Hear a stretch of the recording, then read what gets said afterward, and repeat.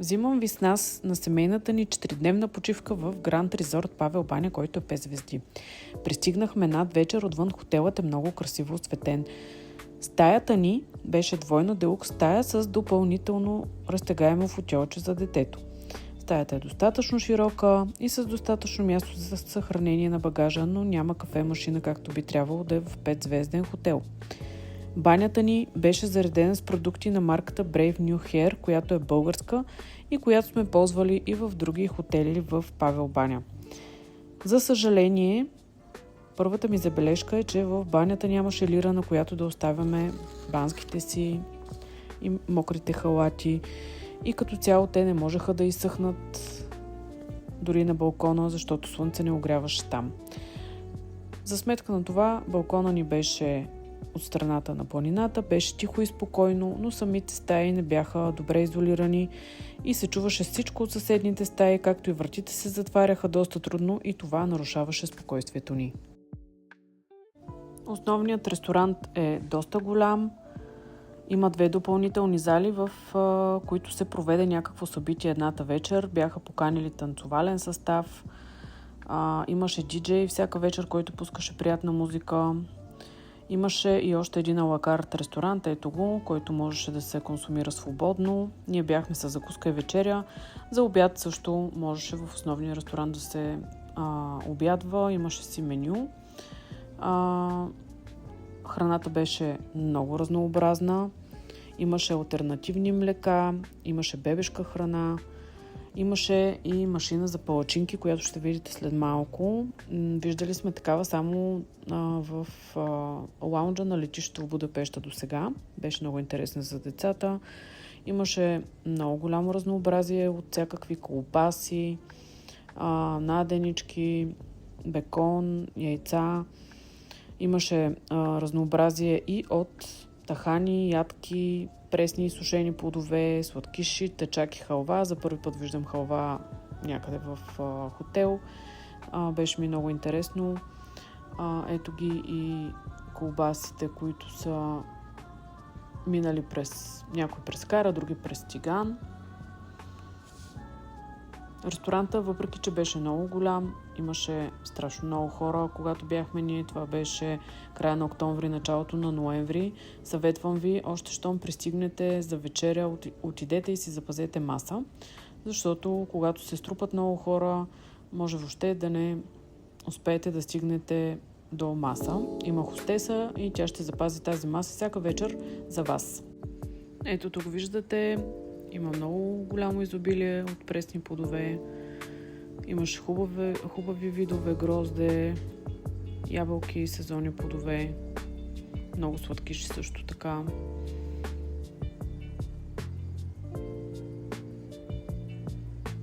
За всеки вкус по нещо.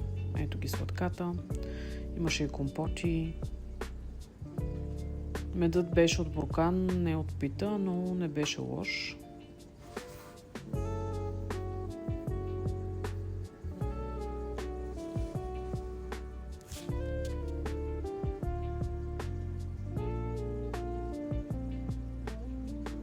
И сладкишите.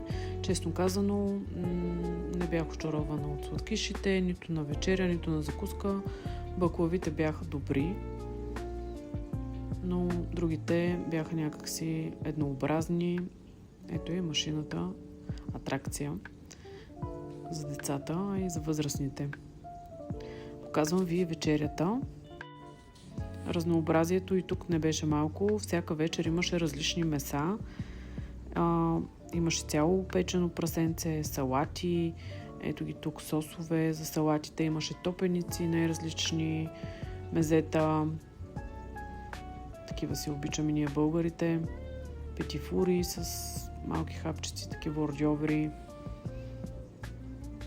Имаше, ето го прасенцето, имаше телешко, заешко, пуешко, риба всяка вечер, поне един вид имаше, лаврак, пастърва и едната вечер имаше акула. Всички картофи бяха сготвени уникално. Това беше топ. Ето е гледката от стаята ни през деня. Както виждате, няма слънце, но пък е много красива гледка. Тихо е, защото няма паркинг. Той е малко по-встрани. А това е градския парк, който се намира точно пред хотела. Много е приятен за разходка. Добре поддържан. Тук виждате една стара С-класа, която е била на подземен underground бос български, който вече не е сред живите. Тя се изважда само в топло време, само събота и неделя за атракция, бронирана е. Тук ви показвам хотелът отвътре, просторно е, светло е, в римски стил, има статуи, има колони, така малко по-тежък стил. Много красиво стълбище вито, с огромен полилей в средата, още като влезнете го виждате.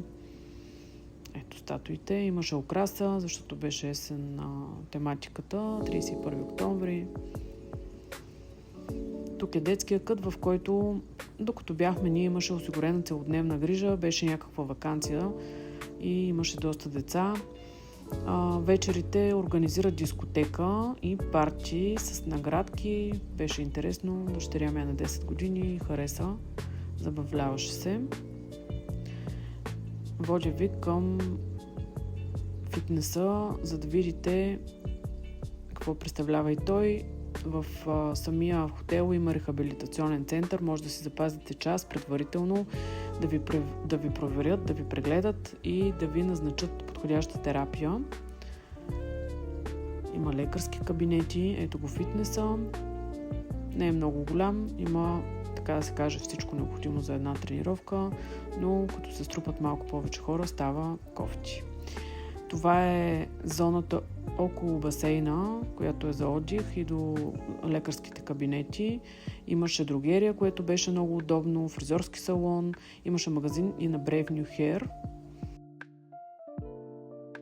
Хайде да си дойдем на думата за спато. Има голям външен басейн, който в края на октомври не беше особено топъл, но дните бяха слънчеви и приятни за припичане, шезлонзите бяха пълни през деня. Има 4 топила, 2 са с много топла вода, едното е обогатено с магнезия, последното е студено за любителите на силните усещания. Вътрешният басейн също е достатъчно голям, а детският е отделно. Има напрешни гради за рехабилитация в големия басейн. За съжаление обаче подът в зоната на басейна не беше никак добре поддържан, беше винаги мокър и хлъзгав и не едно и две деца паднаха пред очите ми. Спасителите почистваха около басейна, но това не е достатъчно. Същото беше положението и в самия спа център. Ето тук ви показвам всичко, което е налично за ползване. Има и зона без деца. Но нямаше кой да контролира това дали влизат наистина деца и съответно те влизаха. Има инфраред сауна, няколко вида други сауни, парна баня, релакс зона, хамам, който е срещу заплащане, разбира се, ледено ведро, ледена стая, таласо зона, сауна стая. Аз лично се възползвах 2 пъти от масаж. Единия път беше чудесно, но другия не е чак толкова. В специализираната стая за масаж беше толкова студено, че усещах как бе вентилацията, която беше обща за всички стаи за масаж и не можеше да се регулира, което е доста непрофесионално. Споделете ми в коментарите, вие посещавали ли сте някой от хотел в Павел баня и ако да, кой, хареса ли ви? Не забравяйте да се абонирате за канала и да дадете по един лайк. Очаквайте скоро видео от нашата Коледа в Краков. До скоро!